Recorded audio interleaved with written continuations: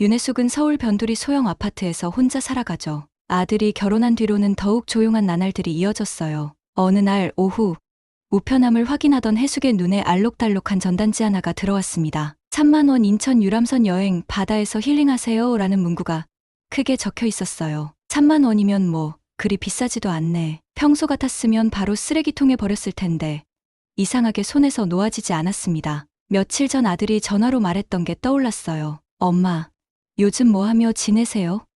좀 나가서 사람들도 만나고 그러셔야 하는데. 걱정스러운 목소리였죠. 혜숙은 거실 소파에 앉아 전단지를 다시 펼쳤습니다. 갈매기 사진과 함께 새로운 만남, 새로운 추억이라는 소제목이 보였어요. 문득 언제가 마지막으로 바다를 봤는지 기억나지 않았습니다. 그냥 바다나 한번 보자. 이틀을 고민한 끝에 혜숙은 결심했어요. 다음 날 오전 전단지에 적힌 번호로 전화를 걸었습니다. 안녕하세요. 바다여행 문의드려요. 상냥한 목소리의 젊은 여직원이 응답했어요. 예약은 간단했습니다. 이름과 연락처만 알려주면 됐죠. 출발 장소는 지하철 2호선 홍대 입구역 6번 출구. 토요일 오전 8시였어요. 전화를 끊고 나니 가슴이 두근거렸습니다. 정말 오랜만에 어디를 간다는 게 설레면서도 불안했어요. 약속된 토요일, 혜숙은 평소보다 일찍 일어나 깔끔한 재킷을 입었습니다. 홍대 입구역에 도착했을 때는 이미 20여 명의 어르신들이 모여 있었어요. 대부분 60대에서 70대로 보이는 분들이었죠. 혜숙은 조금 떨어진 곳에 서서 사람들을 둘러봤습니다. 낯선 사람들과 하루 종일 함께 있어야 한다는 게 갑자기 부담스러워졌어요. 그때 흰색 관광버스가 도착했습니다. 버스 문이 열리고 50대 후반쯤 보이는 남성이 내려왔어요. 검은색 점퍼에 야구 모자를 쓰고 있었죠. 안녕하세요. 기사 이재윤입니다. 오늘 안전하게 모시고 다녀오겠습니다. 목소리는 차분했지만 어딘가 무뚝뚝한 느낌이었어요. 이재윤은 64세, 얼굴에 피로가 묻어 있었습니다. 사람들이 버스에 오르기 시작했어요. 혜숙도 줄을 서서 차례를 기다렸습니다. 버스 입구에서 이재윤과 눈이 마주쳤죠. 안녕하세요. 혜숙이 조심스럽게 인사하자 이재윤이 고개를 끄덕였어요. 그 순간 뭔가 묘한 기류가 흘렀습니다. 마치 서로 비슷한 외로움을 느끼는 사람끼리 알아보는 것 같았어요. 혜숙은 버스 중간쯤 창가 자리에 앉았습니다. 옆자리 할머니와 간단한 인사를 나누며 버스가 출발하기를 기다렸어요. 창밖으로 지나가는 서울 풍경을 보며 생각했습니다. 정말 오랜만에 집 밖으로 멀리 나오는 거네. 10분쯤 지났을 때 앞자리에서 가이드가 마이크를 들었어요. 안녕하세요, 여러분. 오늘 즐거운 하루 되시길 바랍니다. 첫 번째로 건강센터에 잠깐 들른 다음 바다로 가겠습니다. 혜숙은 고개를 갸우뚱했어요. 전단지에는 건강센터 이야기가 없었거든요. 뭔가 이상했지만 이미 버스는 고속도로를 달리고 있었습니다. 버스는 1시간쯤 달려 인천의 한 건물 앞에 멈춰섰습니다. 한국건강센터라는 간판이 걸려 있었어요. 여기서 잠깐 들렀다 갈게요. 30분 정도면 끝날 거예요. 가이드의 안내에 따라 사람들이 하나둘 버스에서 내렸습니다. 혜숙도 어리둥절하면서 따라 내렸어요. 건물 1층 로비에는 각종 의료기기들이 전시되어 있었습니다. 혈압 측정기, 마사지 의자, 온열 매트 같은 것들이죠. 어서 오세요. 오늘 먼 길 오느라 고생 많으셨습니다. 40대 중반으로 보이는 정장 차림의 남성이 나타났어요. 머리를 반듯하게 넘긴 모습이 영업사원 같았습니다. 저는 이곳 부장 김정우라고 합니다. 오늘 여러분께 좋은 정보를 알려드리려고 해요. 사람들은 준비된 의자에 앉았습니다. 혜숙은 뒤쪽 자리를 택했어요. 뭔가 불편한 예감이 들었거든요. 직원들이 김밥과 생수를 나눠줬어요. 김밥은 한 줄에 6쪽으로 자른 것이 전부였습니다. 점심이라고 하기엔 너무 초라했죠. 김정우 부장이 마이크를 들고 본격적인 설명을 시작했어요. 여러분, 요즘 건강이 가장 중요하잖아요. 나이가 들수록 혈액순환이 안 되고 관절도 아프고 잠도 잘 안 오죠? 설명은 1시간 넘게 이어졌습니다. 사람들은 지루해하기 시작했어요. 그래서 특별히 오늘 오신 분들에게만 특가로 제공합니다. 원래 500만 원인데 300만 원에 드릴게요. 순간 분위기가 싸늘해졌어요. 300만 원이라니 보통 사람들에게는 큰 돈이었거든요. 어머, 그게 얼마라고. 300만 원이면 우리 집 월세 3개월치야. 사람들이 수군거리기 시작했습니다. 그런데 앞자리에 앉은 70대 할머니 한 분이 가방을 뒤지더니 지갑을 꺼냈어요. 할부로도 되나요? 김정호 부장의 눈이 반짝였습니다. 물론이죠. 카드 할부 36개월까지 가능해요. 그 할머니가 카드를 꺼내려는 순간 혜숙이 일어났어요. 잠깐만요. 모든 사람들이 혜숙을 쳐다봤습니다. 할머니, 좀 더 생각해보세요. 300만 원이 적은 돈이 아니잖아요. 혜숙의 목소리는 떨렸지만 단호했어요. 그런 큰 결정을 이렇게 급하게 하시면 안 돼요. 집에 가서 자식들과 상의해 보시고요. 할머니가 멈칫했어요. 카드를 든 손이 주춤거렸죠. 김정호 부장의 얼굴이 굳어졌습니다. 아니, 지금 좋은 기회를 놓치시면 나중에 후회하실 텐데요. 후회는 무슨 후회요? 300만 원 없어서 후회하는 사람이 어디 있어요. 해숙이 맞받아쳤습니다. 분위기가 어색해졌어요. 다른 사람들도 웅성거리기 시작했죠. 맞아. 너무 비싸. 우리를 호구로 보나. 결국 아무도 기계를 사지 않았습니다. 해숙이 분위기를 깬 뒤로는 누구도 지갑을 열려 하지 않았거든요. 해숙은 답답한 마음에 밖으로 나갔어요. 건물 앞 화단 옆에서 담배를 피우고 있는 이재윤을 발견했습니다. 기사님도 답답하셨나 보네요. 해숙이 말을 걸자 이재윤이 고개를 돌렸어요. 이런 식으로 속이는 건 좀 그렇죠. 이재윤의 목소리에는 미안함이 묻어 있었습니다. 기사님도 이런 거 처음 보시는 건 아니시죠? 아니요. 이런 여행이 다 이래요. 건강센터, 홍삼센터, 이불 전시장. 늘 어디든 들러야 해요. 이재윤이 담배를 끄면서 한숨을 쉬었어요. 죄송합니다. 저도 먹고 살려고 하는 일이라서요. 해숙은 그의 표정을 보며 뭔가 다른 걸 느꼈습니다. 단순히 일만 하는 사람이 아니라 양심의 가책을 느끼는 사람이었어요. 괜찮아요. 기사님 잘못은 아니잖아요. 그때 건물에서 사람들이 나오기 시작했습니다. 자, 그럼 이제 바다로 가볼까요? 가이드가 억지로 밝은 목소리를 냈지만 어색했어요. 버스에 다시 오르면서 해숙은 이재윤과 또 한 번 눈이 마주쳤습니다. 이번에는 고마움 같은 게 느껴졌어요. 저 사람도 이런 일이 불편하구나. 해숙은 창가 자리에 앉으며 생각했습니다. 3만 원짜리 여행의 진짜 속셈을 이제 알 것 같았어요. 버스는 건강센터를 떠나 30분 더 달려 드디어 인천 연안부두에 도착했습니다. 바닷바람이 창문 사이로 스며들어 왔어요. 자, 이제 진짜 여행이 시작됩니다. 가이드가 애써 밝은 목소리로 말했지만 사람들 표정은 여전히 굳어 있었어요. 아까 건강센터에서의 기분 나쁜 경험 때문이었죠. 해숙은 버스에서 내리며 바다 냄새를 맡았습니다. 짭짤하고 비린 냄새가 코끝을 스쳤어요. 정말 오랜만에 맡는 바다 냄새였죠. 우와, 갈매기다. 하늘에는 하얀 갈매기들이 날아다니고 있었어요. 사람들 표정이 조금씩 밝아지기 시작했죠. 선착장은 생각보다 번잡했습니다.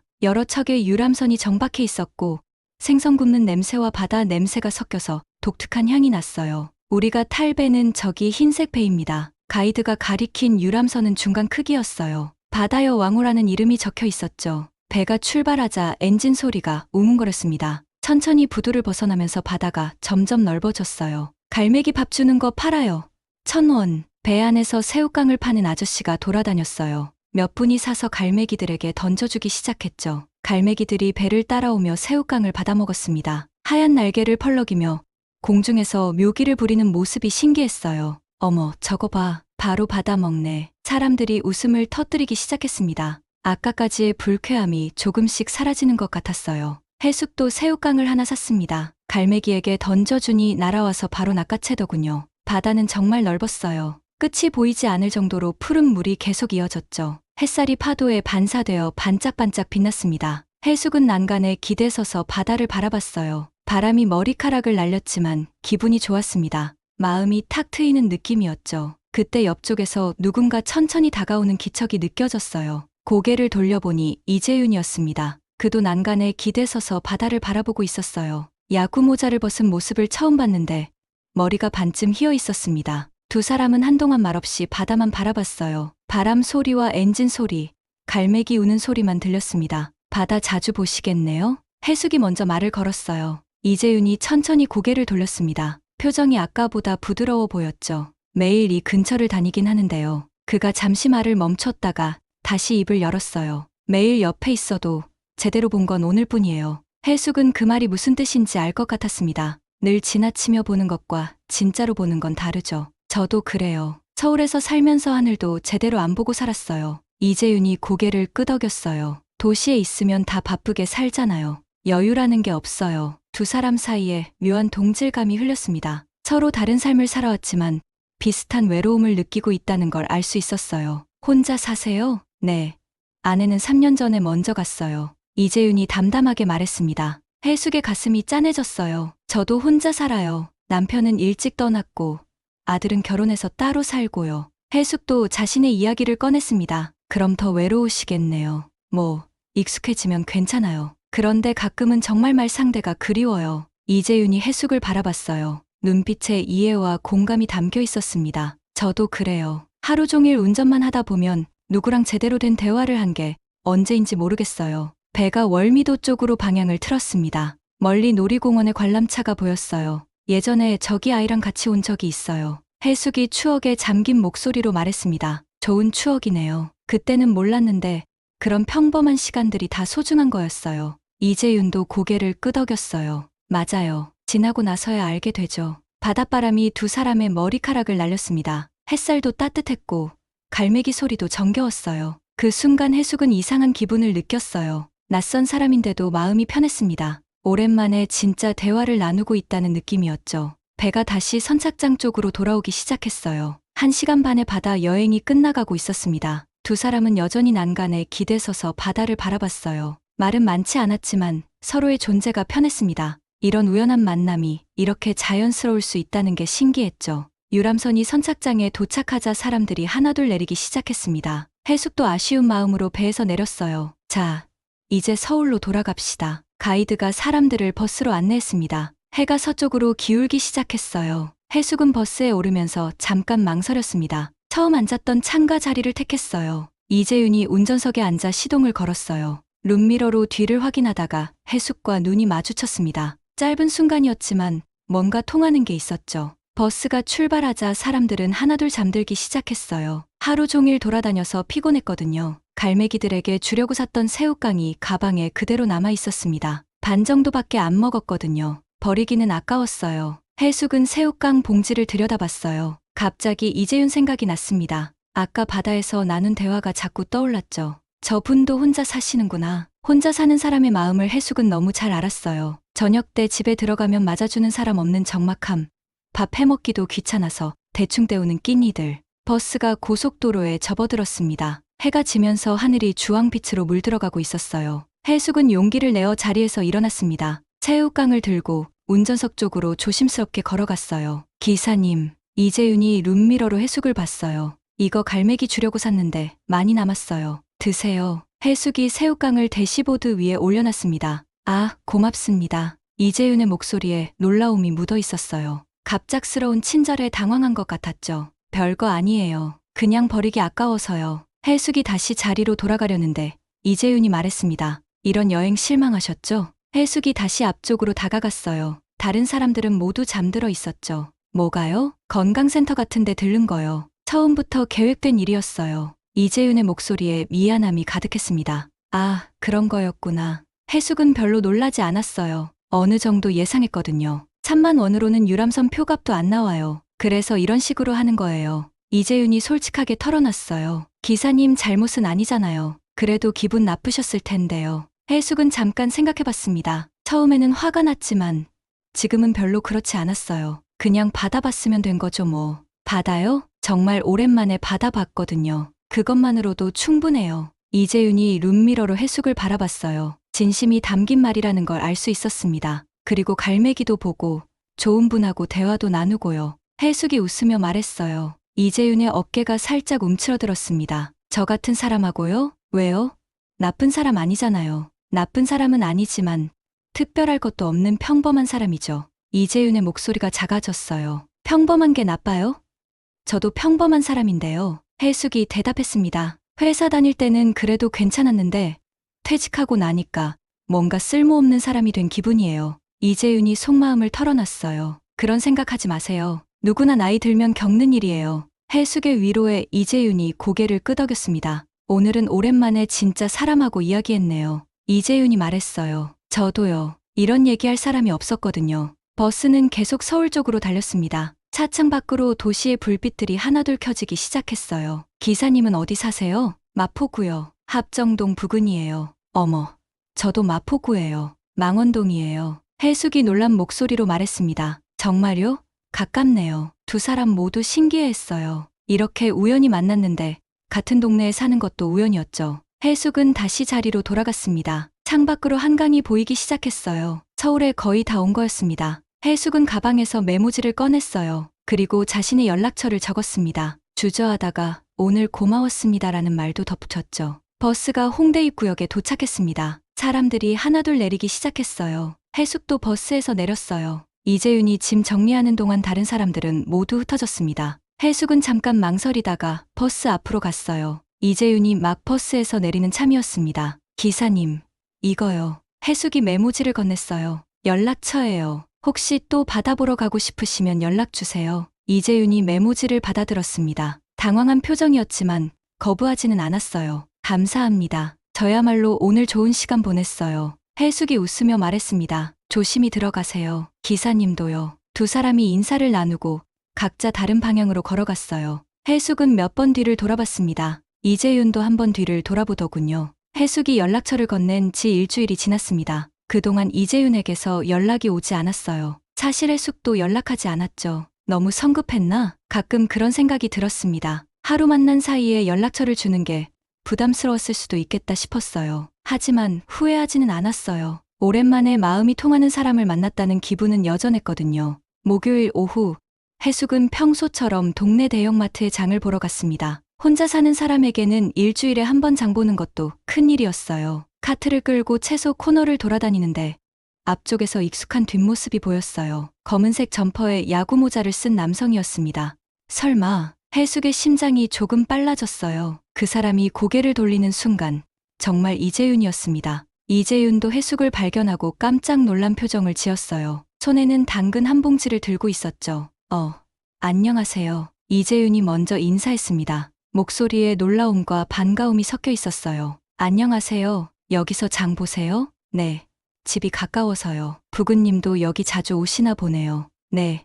일주일에 한 번씩요. 두 사람은 잠깐 어색한 침묵에 빠졌어요. 우연히 만난 상황이 신기하기도 하고 어색하기도 했습니다. 혼자 사시니까 장 보기 힘드시죠? 해숙이 이재윤의 카트를 보며 말했어요. 간단한 냉동식품과 라면, 우유 정도만 담겨 있었습니다. 뭘 해먹어야 할지 잘 모르겠어서요. 대충 때우고 살아요. 이재윤이 쓴웃음을 지었어요. 저도 그래요. 혼자 먹으려니까 요리하기 귀찮더라고요. 해숙의 카트에도 비슷한 것들이 담겨 있었어요. 컵라면, 김치, 달걀, 두부 같은 간단한 재료들이었죠. 그런데 정말 신기하네요. 같은 동네 산다는 게. 그러게요. 서울이 얼마나 큰데 이렇게 또 만나다니. 이재윤도 신기해했어요. 혹시 시간 되시면 커피 한잔 하실래요? 해숙이 용기를 내어 제안했습니다. 일주일 내내 궁금했던 게 많았거든요.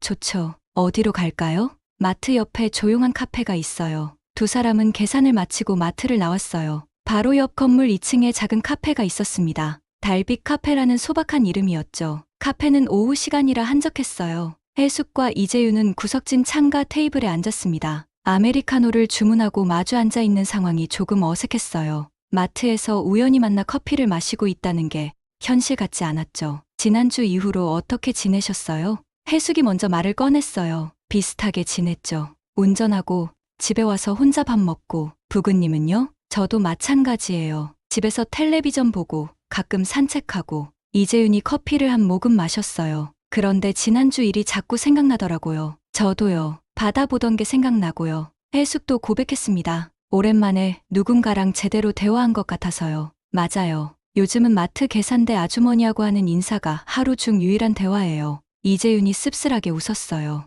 혼자 있으면 말하는 걸 까먹을 것 같기도 하고요. 두 사람이 웃었습니다. 같은 처지라는 게 위로가 됐어요. 가족들하고는 자주 연락하세요? 해숙이 물었어요. 아들이 하나 있는데 외국에 살아요. 1년에 한두 번 영상통화하는 게 전부죠. 저는 아들이 서울에 있긴 한데 한 달에 한 번 볼까 말까 해요. 바쁘시겠죠. 결혼하고 아기도 있고 하니까요. 저도 부담 주기 싫어서 먼저 연락 잘 안 해요. 해숙의 목소리가 조금 쓸쓸했어요. 혼자 집에 있을 때가 제일 적막하죠. 해숙이 말했어요. 특히 저녁 때요. 뉴스 틀어놓고 혼자 밥 먹는데 가끔 정말 말 상대가 그리워요. 이재윤이 고개를 끄덕였습니다. 저도 그래요. 하루 종일 운전만 하다가 집에 오면 정말 조용해서 답답할 때가 있어요. 그래서 텔레비전 소리를 크게 틀어놔요. 그래야 집이 조용하지 않은 것 같거든요. 두 사람 모두 비슷한 경험을 하고 있었어요. 창밖으로 오후 햇살이 비쳐들었습니다. 카페 안은 따뜻하고 조용했어요. 오늘 만나서 반가웠어요. 이재윤이 말했습니다. 저도요. 이렇게 편하게 얘기할 사람이 없었거든요.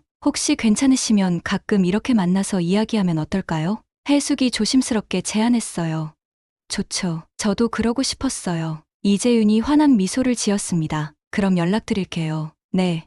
언제든 편하게 연락하세요. 두 사람은 카페를 나와서 각자 집으로 향했어요. 같은 방향이라 골목 입구까지 함께 걸었습니다. 오늘 정말 즐거웠어요. 저도요. 조심히 들어가세요. 헤어지고 나서 해숙은 계속 웃음이 났어요. 오랜만에 마음이 통하는 사람과 진솔한 대화를 나눴다는 기분이었습니다. 카페에서 만난 지 사흘 뒤 해숙의 핸드폰이 울렸습니다. 모르는 번호였지만 누군지 금방 알 수 있었어요. 안녕하세요. 이재윤입니다. 아, 안녕하세요. 해숙의 목소리에 반가움이 묻어났어요. 혹시 주말에 시간 되시면 바다 한 번 더 보러 가실래요? 이번엔 제대로 된 여행으로요. 이재윤이 조심스럽게 제안했습니다. 지난번엔 건강센터 때문에 기분이 좀 그랬잖아요. 이번엔 우리끼리 가면 어떨까 해서요. 해숙은 잠깐 생각했어요. 남자와 단둘이 여행을 간다는 게 조금 부담스럽기도 했지만 마음 한편으로는 설레기도 했습니다. 좋아요. 어디로 갈까요? 월미도 어때요?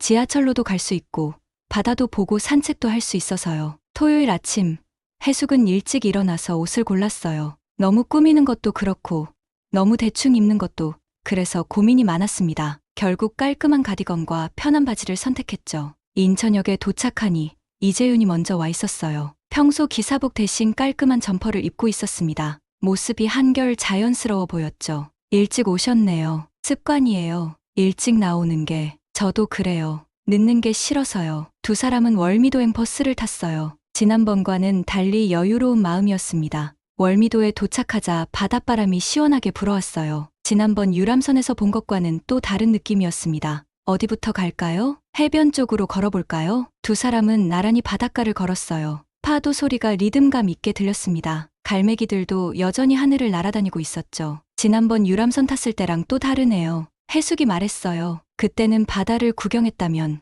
지금은 바다와 함께 있는 느낌이에요. 맞아요. 훨씬 여유롭고요. 벤치가 하나 보였어요. 바다가 잘 보이는 자리였죠. 두 사람은 자연스럽게 앉았습니다. 여기 앉아 있으니까 마음이 편해지네요. 서울에 있으면 이런 탁 트인 곳을 볼 일이 없잖아요. 두 사람은 한동안 말없이 바다를 바라봤어요. 파도가 밀려왔다, 밀려가기를 반복했습니다. 배고프지 않으세요? 이재윤이 시계를 보며 물었어요. 벌써 12시가 넘어 있었습니다. 조금 그렇네요. 어묵이나 떡볶이 같은 거 먹을까요?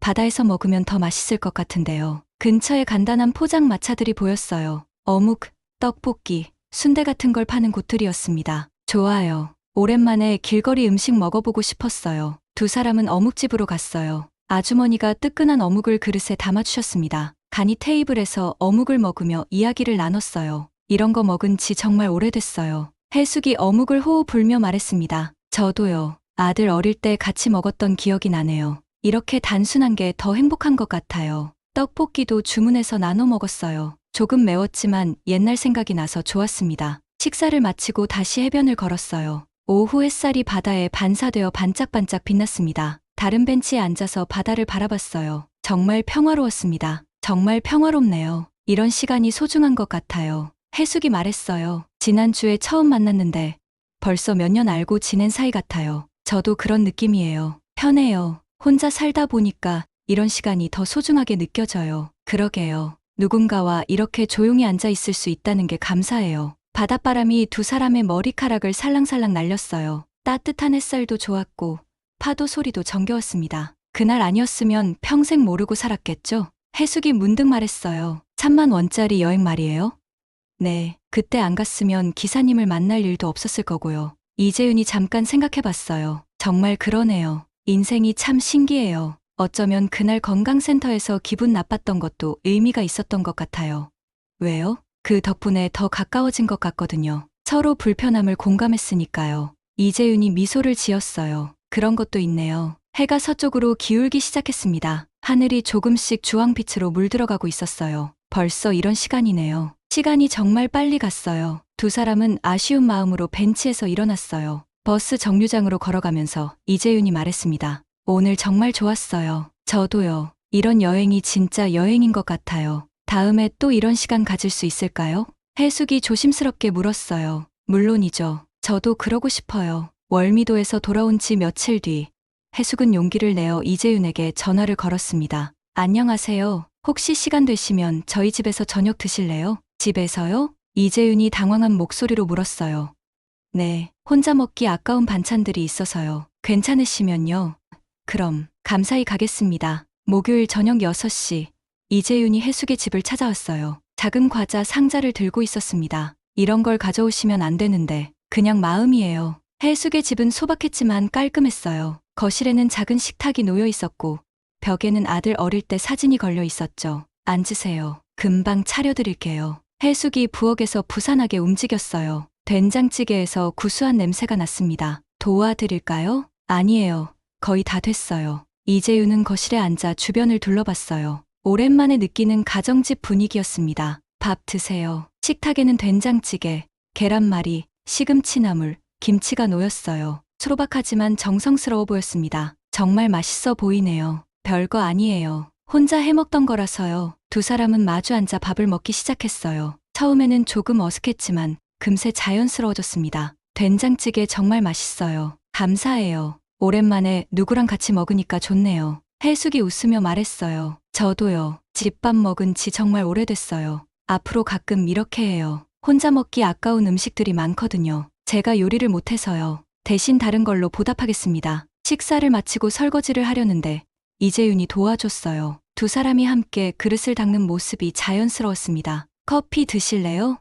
좋죠. 거실에서 커피를 마시며 이야기를 나눴어요. 창밖으로는 저녁 불빛들이 보였습니다. 이런 시간이 참 좋네요. 이재윤이 말했어요. 저도요. 집이 이렇게 따뜻할 수 있다는 걸 잊고 있었어요. 혼자 살면 집이 그냥 잠자는 곳이 되죠. 맞아요. 누군가와 함께 있으니까 집 같은 느낌이 나요. 일주일 뒤, 이번에는 이재윤이 해숙을 자신의 집으로 초대했어요. 김치볶음밥에 도전해 볼게요. 실패하면 죄송하고요. 이재윤의 집도 비슷했어요. 정돈되어 있지만 어딘가 쓸쓸한 느낌이었습니다. 와, 맛있어요. 김치볶음밥은 생각보다 괜찮았어요. 조금 짰지만 정성이 느껴졌습니다. 다행이네요. 유튜브 보고 배웠거든요. 저도 요리 프로그램 보면서 배워요. 그 뒤로 두 사람은 번갈아 가며 서로의 집에서 식사를 함께 했어요. 해숙이 끓인 미역국, 이재윤이 만든 라면, 함께 시켜 먹은 중국 음식. 음식의 종류는 중요하지 않았어요. 누군가와 함께 밥을 먹는다는 것 자체가 소중했습니다. 이상하게 혼자 먹을 때보다 밥맛이 좋아요. 해숙이 말했어요. 그러게요. 같은 음식인데도 다르게 느껴져요. 어느 날 저녁, 해숙의 집에서 밥을 먹던 이재윤이 조심스럽게 말했어요. 우리가 뭔가 이상한 관계인 것 같아요. 왜요? 친구도 아니고, 그렇다고 다른 관계도 아니고. 해숙이 잠깐 생각해봤어요. 굳이 이름을 붙여야 할까요? 그런 건 아니지만요. 저는 지금 이대로도 좋아요. 서로에게 위로가 되고 외롭지 않으면 그걸로 충분하지 않을까요? 이재윤이 고개를 끄덕였어요. 맞아요. 이름 없는 관계라도 상관없어요. 그냥 서로에게 필요한 사람이면 되는 거죠. 두 사람은 그렇게 일상 속으로 스며들어 갔어요. 특별한 약속 없이도 자연스럽게 만나고 함께 밥을 먹고 소소한 이야기를 나누는 관계가 됐습니다. 어떤 날은 해숙이 끓인 된장찌개를 나눠 먹고 어떤 날은 이재윤이 사온 빵으로 간단히 저녁을 때웠어요. 이런 평범한 일상이 이렇게 소중할 줄 몰랐어요. 해숙이 말했어요. 저도요. 누군가의 안부를 묻고 같이 밥 먹는 게 이렇게 큰 위로가 될 줄은. 우리 참 운이 좋았던 것 같아요. 3만 원짜리 여행의 진짜 선물이었네요. 두 사람은 웃으며 고개를 끄덕였어요. 바다도 갈매기도 아닌 서로였다는 걸 알고 있었습니다. 저녁이 끝나갈 때쯤 이재윤이 조용히 말했어요. 내일도 뵐까요? 그럼요. 내일은 제가 갈게요. 첫 만남으로부터 정확히 1년이 지난 토요일이었습니다. 밖에는 가을비가 부슬부슬 내리고 있었어요. 해숙은 이재윤의 집에 초대받았습니다. 특별한 날이라며 이재윤이 직접 요리를 해보겠다고 했거든요. 오늘은 제가 제대로 된 요리를 해볼게요. 이재윤이 앞치마를 두르고 부엌에 서 있었어요. 1년 전과는 달리 요리하는 모습이 제법 익숙해 보였습니다. 도와드릴까요? 괜찮아요. 앉아서 기다리세요. 해숙은 거실에 앉아 창밖을 바라봤어요. 빗방울이 창문을 타고 흘러내리고 있었습니다. 1년 전 그 버스 안의 어색함이 새삼 떠올랐어요. 다 됐어요. 식탁에는 소불고기와 나물 몇 가지, 그리고 미역국이 놓였습니다. 이재윤이 정성껏 준비한 게 눈에 보였어요. 와, 정말 잘하셨네요. 1년 동안 연습한 보람이 있네요. 두 사람은 마주 앉아 밥을 먹기 시작했어요.